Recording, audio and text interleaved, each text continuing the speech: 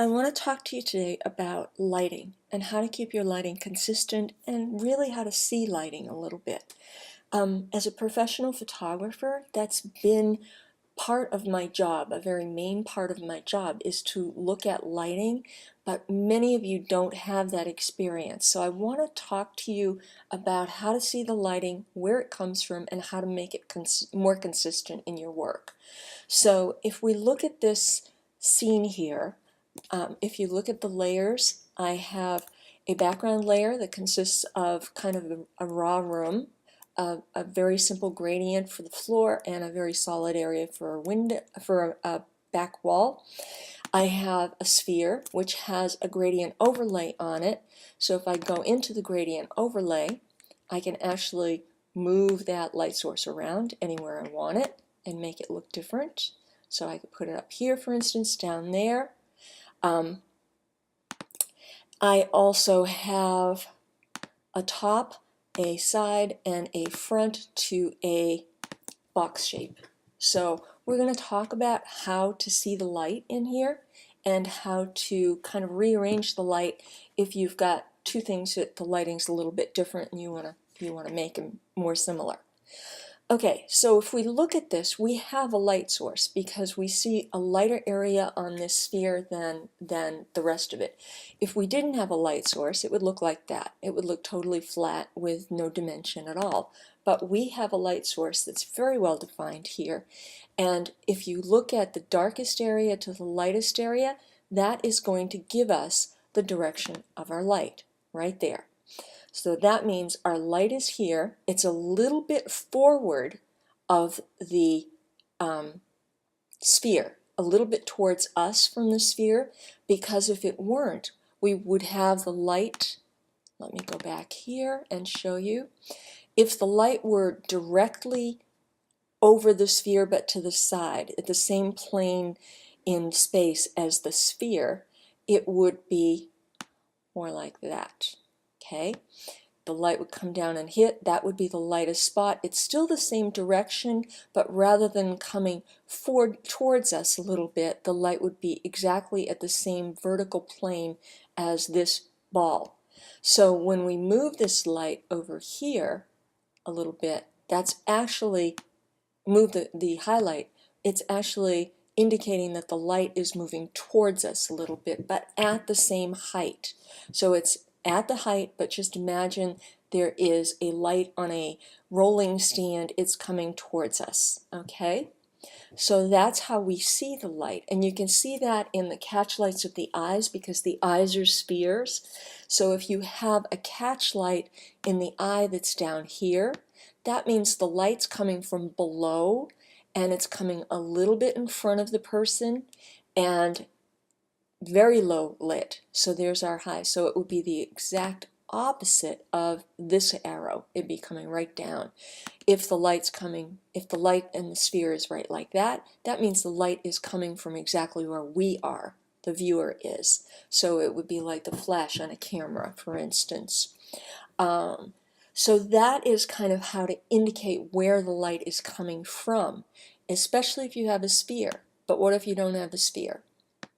So I'm going to click OK and leave that off for the moment. Okay, so now let's look at the rectangle over here, the box. If we have this side being lighter, I'm going to use levels over here. If we have that side being lighter, that's where our light's coming from. If we have both the top and the side being lighter, if I bring that lighting up on the top as well, then we're talking about the light not coming from directly on the side, but rather coming from very evenly up at that angle. You'll be able to see, not quite as clearly as the sphere, but you'll see a little bit of a drop off at the bottom and the sides if that's the case, and then this corner would be the lightest. So for instance, if I go into, if I go into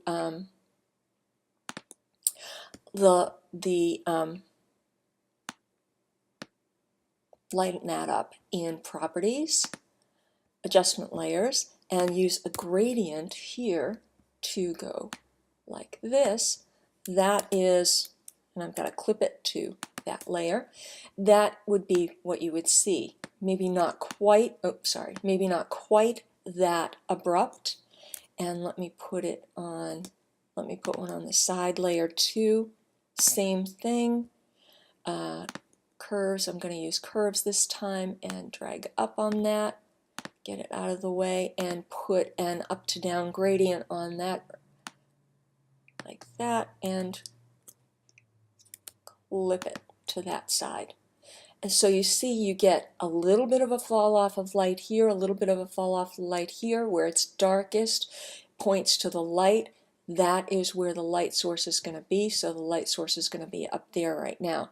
So that is essentially the same light source as that. Actually, I think this one would be just a bit back of that, like that. Okay, so now you've got two matching light sources. That's how you see the light. Where's the lightest spot? Where's the darkest spot? Draw an arrow. If you see dark again here, like this, dark to light again, that means you have to come forward a bit. But you're looking at, there's the arrow to show the direction of the light in the vertical plane. Here is the hint about where it lies in the horizontal plane, where it's coming towards you. So you can see it's a fairly short distance from the back where it's darkest to the light. If you look at that, oops, sorry about that. Let me go back here, and I'm going to make the arrow, there we go, a fairly short distance from the dark area to the light area. So again, we're kind of looking at where this dark area here from the back comes and forward. And if you go that way, it's a very short little arrow. I'm going to actually make that so you can see it a little bit smaller. 3. Okay, so a little bit smaller. So that would be your indicator of a short distance. So from about here to about here, if I were walking the floor, instead, oh, sorry, let me try that again. So it would be here to here, walking the floor and coming forward a little bit on your light. If you were looking at this as a room, and that light is sitting even with this ball, you would have to bring it forward about 3 or 4 steps, it looks like in this case, saying that ball is about 4 feet wide, or if you were looking at this in human scale. So I know that's a lot to take in, but just kind of think of it as the light that's there is telling you where the light should be on everything.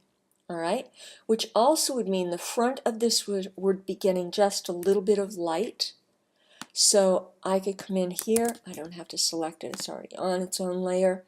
Come in here and do the same thing with lightening the layer, curves, bring it up just a wee bit, doesn't need to be much of a change, and then clip it and bring the gradient down like that. And that's just, you can barely see that there's a difference between the top and the bottom. I could actually do it a bit more if I wanted. There you go, now you can see it a little bit better. But if I were getting really picky about light, then that corner would be a little bit brighter than that lower corner because the light is slightly forward. If those two things are exactly the same distance from me, the camera, the viewer, then the light would be slightly forward of their position and would give us a little bit of light in that corner as well as lighting up the top of that side. Okay, so that is kind of the primer on light, seeing it, and a little bit on making it here. You saw that with the gradient overlay. Let's go in and put a drop shadow on that. I'm going to put a drop shadow on it. I don't care what the settings are. I'm just going to make it a little bit darker. And right now I'm going to control click or right click on the drop shadow and create layers. It's going to put all the layer styles on their own layer, and this way I can move that drop shadow around. So that drop shadow, if the light were coming from that direction, would be like that, and it would be longer than it is longer from side to side than front to back, because of the fact that the light is coming from this direction. All right, you have to think, if you look at something, if you look at a chair that's being lit by a window, the shadow gets longer away from the light than it would be if the light were directly overhead. If the light were directly overhead, the shadow would be like that, and it would fall down it's pretty straight to the sides. But when the light comes from the side, it comes in at an angle, enlarging the ellipsis shape of the shadow. In this case, you would have it kind of come in, and I'm going to make a new layer, get black, and if it were coming in this direction, it would bring the shadow out like this. You'd have a little corner up here, and then like that probably, and that would be the shadow coming off of that. You might see these corners, you might not, so it's a little bit off. I'm not doing a perfect shadow here, but you get the idea of the direction that would come from. Okay, if the light were coming from directly overhead this way, if we're talking about the light coming from a little bit in front, oops, undo. Let me get back that layer that I had. Okay, what layer am I on? There we go. Okay, right there.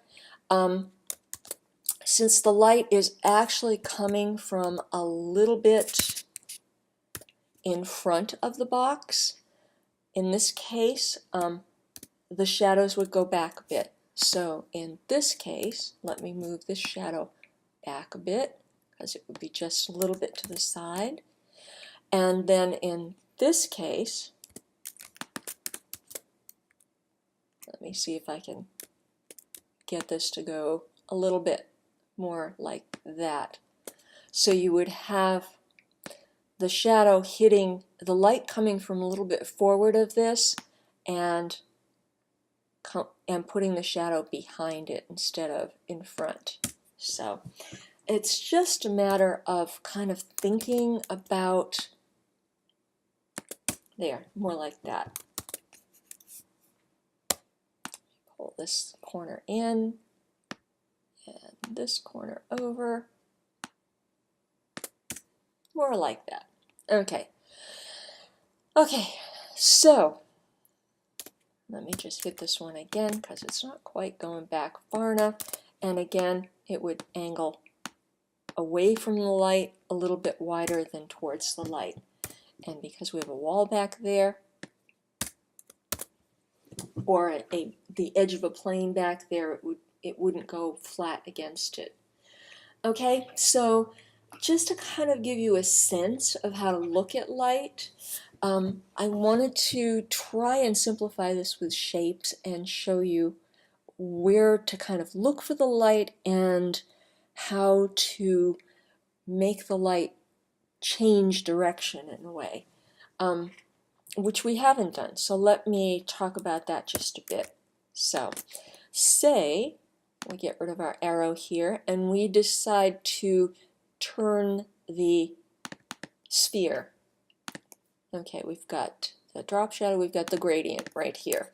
So I want to go back in my history a bit. It's going to be a little bit easier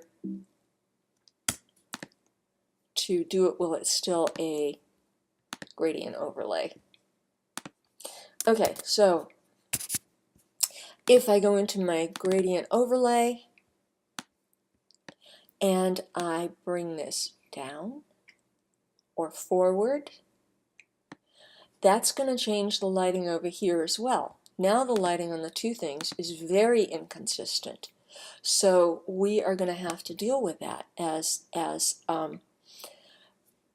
a function of where the light is coming from. So that means if it's coming from low and straightforward, that this is lit exactly the opposite of what it should be. So I'm going to just flip that up because the bottom of this would be just a little bit lighter than the top. Oops, sorry. That would be the curves layer that I should flip. Let me put the two of them together and then flip it. And that was such a mild curve, you're probably not even really seeing it. And then I'm going to take this one off, delete it. Delete the whole layer, not just the curve. Okay, so there we go. So that in this case, the front would be lit far more. So I would bring the front way up. And this side would be lit a bit more because it would be catching the light on the front of this. So in this case, I'm going to go back to my curves again and show you, bring this, clip it to that group, the side layer. There we go. And then put a gradient on it where I want it to be lightest in the front and darkest in the back. So that is, and I don't want it to completely lose the corner, so I might want to play with it just a bit. Okay, so it'd be more like that, and of course also the top might be a little bit lit. Actually it wouldn't be because the light's coming from below. In this case the shadows would come out from behind.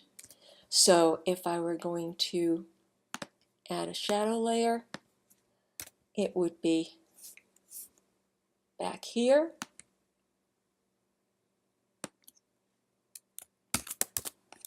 And just kind of straight there, so we wouldn't see much of it. We'd just see a little hint of the shadow because of the fact that it's coming straight from us. And on the ball, we might see pretty much the same thing. And the other thing that would happen is because the shadow's coming from below, I'm going to make another layer and put the light in here, and then I'm going to make the shadow do this. Okay? Because the shadow is coming from below, it's going to be that kind of ghoul lighting. I talked a little bit about that in this week's chat. And let me make it not quite so super black and go to a little bit lighter. And then like this gradient, oops, gradient, down like that. So it might be something much more like that, okay? Where you have the light, now you can probably really picture the light coming from down around here in the scene. If this were a room, it would be coming from just off camera, but in front of us, down at our feet, for instance, almost. Maybe just a little bit about ankle level, not quite at foot level. So you'd have the same thing here with the ball. You would have a circular shadow, but you would have it going up the wall. So if I were to put a big circular shadow behind it, you might not see any shadow here at all. As a matter of fact, I think you probably wouldn't, but you would very much see the shadow going up the wall like that.